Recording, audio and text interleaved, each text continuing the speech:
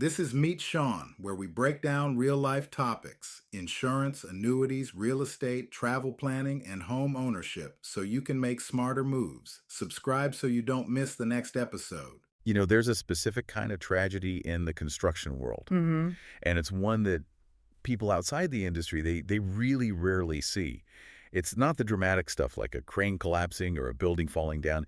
It's much quieter than that. The quiet tragedy of the empty office. In a way, yes. It's the story of the brilliant craftsman.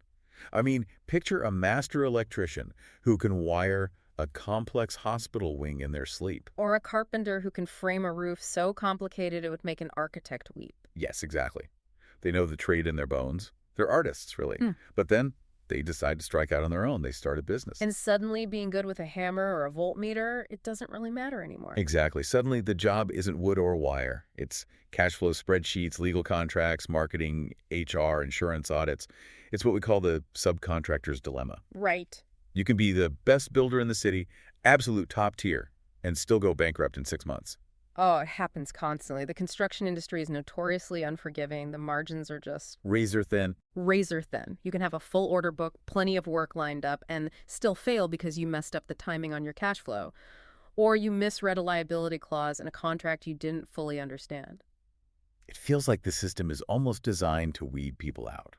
So that's where we're starting today. We're looking for a lifeline. Mm-hmm. And according to the research we've pulled together, specifically a guide titled 5 Things Every Subcontractor Should Look For in a Mentor General Commercial Contractor.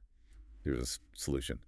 But it's not going back to school for an MBA. No, it's much more practical and frankly much faster. It's about finding a mentor general contractor. And to be clear, we aren't talking about a boss who just yells at you to work faster or beats you down on price. Not at all. We are talking about a strategic partnership that acts like like a cheat code for business survival. That's the key phrase right there, Mhm. business survival. So our mission today is to figure out exactly what separates a standard GC from a mentor. And why finding the right one might be the single most profitable decision a subcontractor can make. It's a total shift in mindset. It is. As a sub, you usually look for a GC who will give you a paycheck. We're saying you need to look for someone who will give you a blueprint. Let's set the scene first. Yeah. Because the source material points out that mentorship in construction, it isn't what it used to be. If we went back 20 or 30 years, what did this look like? Historically, it was the classic old boys club. Very informal. Right. Maybe you catch a break and an older GC takes a shine to you. You get some advice over a lukewarm coffee and a dusty job trailer. It was all handshake deals and, watch how I do it. So a lot of luck involved. You had to be in the right place at the right time. A huge amount of luck. And often that advice wasn't even technically good business advice. It was just how we've always done it. Mhm. But the landscape is shifting. The sources highlight that we're moving toward structured, formal mentorship programs. We're seeing frameworks now, actual curriculums, development plans, regular feedback loops. Why the change? Is Yeah. the industry just getting softer? Not at all. It's getting harder. Projects are infinitely more complex now. The regulations, the safety standards. The technology stacks. It's too much for handshake advice. The GCs realize that if their subcontractors fail, the whole project fails. So professionalizing mentorship became a survival strategy for them too. And we have data to back up the impact of this shift. I know we love stats here, but these really stood out to me because they're quite stark. They are. The source lists a 40% improvement in professional development for subcontractors who enter these programs. Which is significant. That means your team is getting better faster. But look at the bottom line numbers. That's what a business owner cares about. The 25%. The 25% increase in business growth. So a quarter increase in the size of your business just by having the right guidance. It makes sense when you unpack it. A mentor GC stops you from making the expensive mistakes, the bad bids where you lose money, the poor scheduling that wastes labor hours. That 25% is the money you keep because you didn't burn it on errors. There was one more stat that I think speaks to longevity. A 30% increase in job satisfaction. And that connects directly to burnout. When you feel competent, when you feel like you aren't drowning in administrative chaos, you stay in the game. You actually enjoy the work again. Which brings us to the core problem the source identifies. The knowledge gap. Mm-hmm. The argument here is that subcontractors rarely fail because they don't know how to build. Right. If you're a tile guy, you know how to lay tile. If you're a glazier, you know glass. The gap is in the operations. Ah, Okay. The source explicitly lists the pain points: cash flow management, budgeting and forecasting, negotiating contract terms, efficient resource allocation. Those are silent killers. You don't see them on the job site. Exactly. A mentor GC bridges that gap. They aren't teaching you how to install a pipe. They're teaching you the business of building. They're showing you how to run the machine that builds the building. Okay, so let's say I'm a subcontractor. I'm tired of scraping by. I want this growth, but I can't just walk up to any big general contractor and ask for help. The source outlines 5 specific qualities to look for. Let's break down quality number 1. The bedrock. A proven track record of success and stability. Now, play devil's advocate for me. Why does their stability matter to me? Why can't I learn from a scrappy up-and-comer who is hungry? Because you cannot learn to swim from someone who's drowning. Fair enough. If a general contractor is scrambling to pay their own bills, they're not going to have the bandwidth to teach you. Worse, in construction, if the GC goes down, they usually drag their subcontractors down with them. So what are the green flags? What does stability look like on paper? Because anyone can rent a nice truck and act successful. Right. The source points to financial indicators. First, longevity. Have they survived economic ups and downs? Good point. Construction is incredibly cyclical. You want a mentor who has weathered a recession or two because they know how to tighten the belt without strangling the business. It also mentions credit rating, which is obvious, but then it talks about bonding capacity. Can we unpack that? I feel like that's a term that gets thrown around, but maybe not fully understood. It's a crucial concept. Bonding is essentially a guarantee and insurance policy that a contractor will finish the job and pay their subs. Okay. But here is why it matters for mentorship. To get a high bonding capacity, a contractor has to undergo a rigorous financial audit by the surety company. So it's like a background check for their wallet? It's deeper than that. It's a financial x-ray. The surety company looks at their liquid assets, their work in progress, their debt-to-equity ratio. Wow.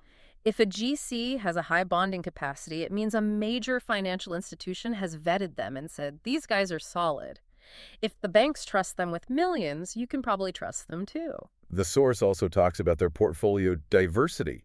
Why does it matter if they build different types of things? Because markets shift. Maybe retail is booming today, but tomorrow it crashes and healthcare takes off. You want a mentor who isn't a one-trick pony. Right. If they only do retail fit-outs, their advice is limited to that world.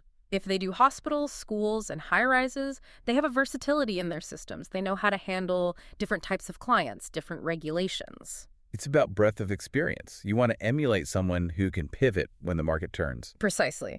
And looking for awards or industry recognition isn't just about vanity. Excellence leaves clues. If they're winning safety awards, they have a safety culture you want to copy. If they win Best Place to Work, they know HR. Okay, so we found a giant. They are stable, rich, and well-bonded.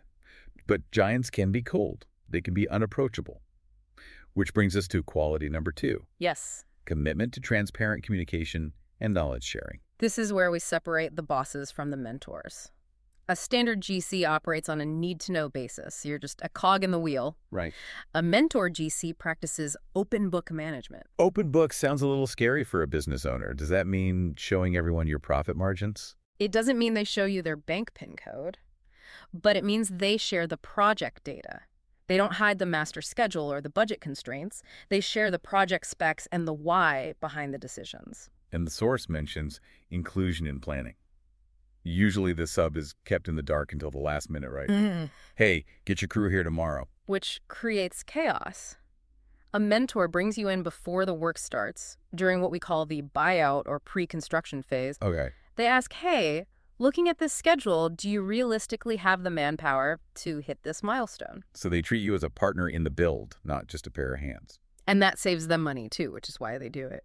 But for the sub, it's a masterclass in project management. You get to see how the sausage is made, how they sequence trades, how they manage logistics. The source also talks about feedback here, and I thought this was a really important distinction. It says criticism should be constructive and focus on behavior, not personality. That is critical for effective mentorship. In Mhm. construction, tempers flare. It's a high-pressure environment. It's easy to say, you guys are lazy or you're incompetent. That's a personality attack. It makes people defensive. And you can't fix personality. A mentor says, your crew arrived 30 minutes late 3 days in a row, and that delayed the drywallers, which pushed back the painters. That is behavior. You can fix behavior. Yes, it removes the ego from the equation. It makes it about the process. It turns a conflict into a data point. Right. And the source also emphasizes growth-oriented evaluation. It's not just a scorecard of failures. It's about setting goals.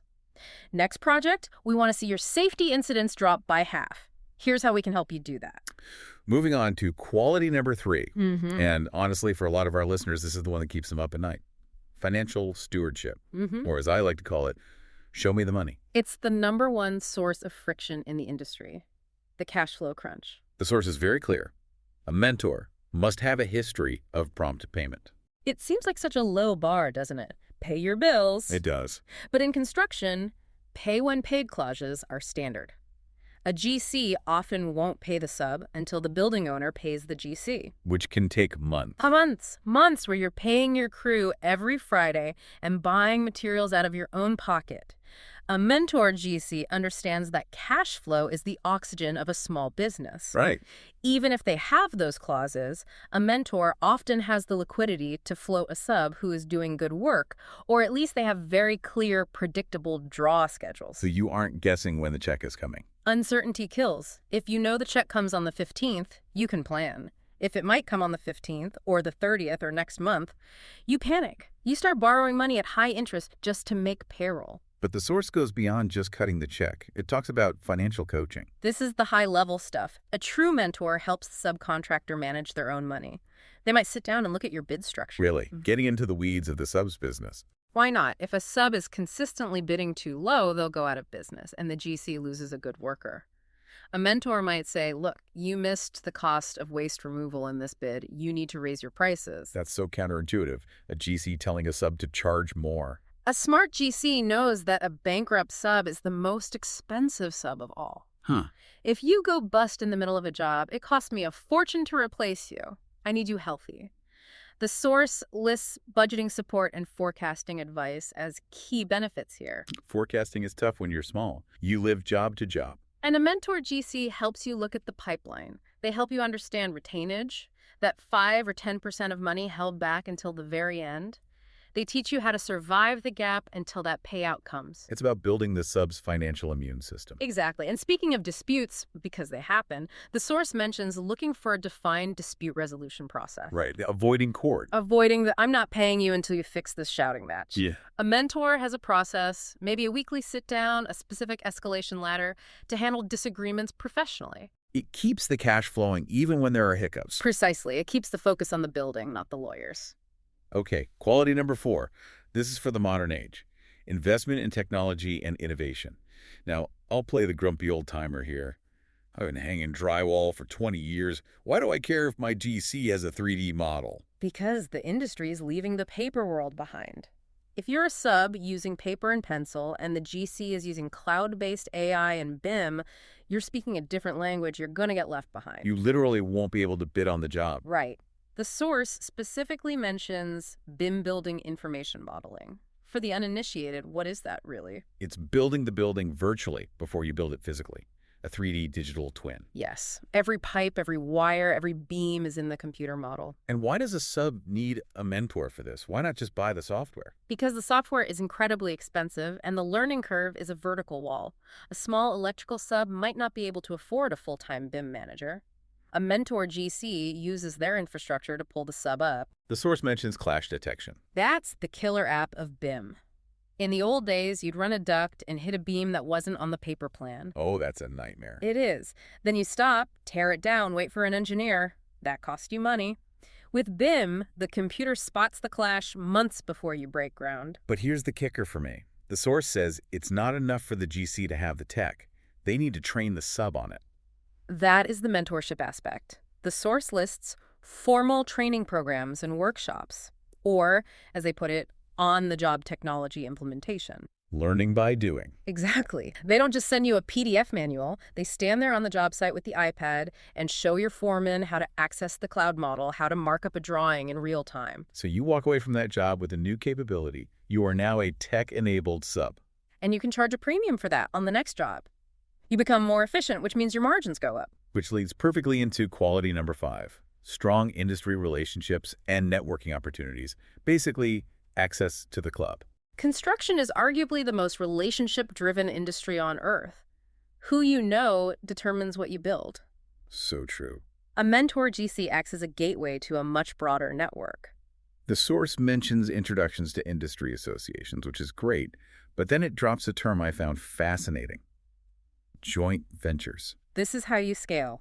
This is how you go from the minor leagues to the majors. How does that work for a subcontractor? Let's say there's a massive hospital project coming up, a $50 million electrical package. You're a good sub, but your bonding capacity only goes up to $10 million. You can't bid it, you're locked out. You're stuck doing strip malls, unless you have a mentor. A mentor GC might help you structure a joint venture with another subcontractor, or they might vouch for you to the owner to split the package. They guide you through the legal structure of teaming up to take down a whale. That's a massive opportunity. It's literally changing the league you play in. And the marketing boost is significant too. The source talks about referrals and testimonials. Imagine having a top-tier general contractor vouching for you to a developer. Hey, use Smith Electric, they're rock solid. That is gold. You can't buy that kind of marketing. No, you can't. The source calls it co-marketing, using the mentor's brand to elevate your own. It's a seal of approval. It opens doors to decision makers you could never reach with a cold call. It says we operate at this level. So we have the 5 qualities: track record, communication, financial guidance, tech, and networking. Now the practical question: how do we find these people? Do we just swipe right on an app? It requires proactive effort. The source suggests a few strategies. First, research. Look at the track records we discussed. Who's winning the awards? Who's been around for 30 years? But you also need to show up. Attend industry events. Yes, but not just to drink the free wine. No, you're there to scout.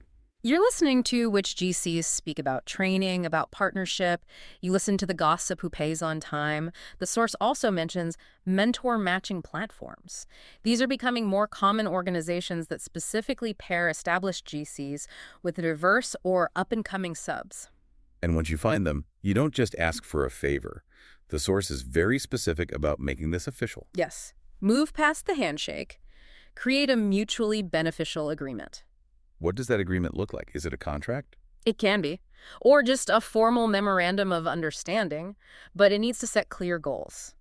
I want to learn project management over the next 12 months, or I want to improve my safety protocols to lower my insurance premiums. It makes the mentorship purposeful. It gives you a scorecard. And it addresses the elephant in the room.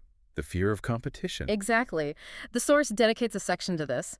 There's a fear, mostly on the GC side, but sometimes the subs, that if I teach you everything I know, you'll become my competitor. Or you'll go work for my rival. I train you, and then you leave. Right. And how do we get over that? By focusing on mutual benefit. A better subcontractor makes the GC more money right now. Fewer mistakes, faster builds, less drama. It's in the GC's self-interest to have highly skilled, business-savvy subcontractors. It's not charity. It's supply chain optimization. That's the phrase. A weak supply chain breaks the project. A strong one builds it. If I make you better, my projects run smoother, and I make more profit. It's selfish altruism. That's a great way to frame it. It's not a favor. It's business strategy. And for the sub, you have to trust that the guidance is leading to growth, not just making you a better employee for that one GC. You're building equity in your own expertise. So let's bring this all together. We've covered a lot of ground. We've gone from the subcontractor's dilemma, being a master craftsman but a novice business owner, To the solution, a mentor GC. Yeah. And the 5 pillars to identify them. You want stability so they don't drag you down. You want open book communication so you learn the why, not just the what. You want financial guidance that teaches you how to manage your own cash flow, not just wait for a check. You want a tech investor who drags you into the digital age so you don't obsolesce. And you want a networker who opens the doors to the big leagues. The source material really paints a picture of transformation. It's about moving from being a gig worker, living project, panic to becoming a stable business owner. And mitigating risk along the way. We talked about regulatory issues, project management errors. A mentor acts as a guardrail so you don't blow up your business before it really gets started. You know, what stands out to me is that this is really about knowledge transfer. In a broader sense, absolutely. Yeah. Think about the demographics. We often talk about the silver tsunami in construction, the baby boomers are retiring, all that institutional knowledge, how to manage a crisis, how to negotiate a tough deal, how to read a tricky soil report. It's walking out the door every day. It is. And that's a scary thought, the brain drain. So what's the implication? If established general contractors don't take the time to mentor the next generation of subcontractors, who is going to build the skylines of the future? Who is going to build the hospitals and the schools? It's not just about your business. It's about the industry's survival. It's about the built environment of tomorrow. It relies on this handshake, this transfer of wisdom happening today. That is a powerful place to leave it. If you're a sub, go find that mentor. If you're a GC, be that mentor. Thanks for diving in with us today. Always a pleasure. We'll catch you on the next deep dive. That's it for today's MeetSean. If this helped, follow the show and share this episode with one person who needs it. See you next time.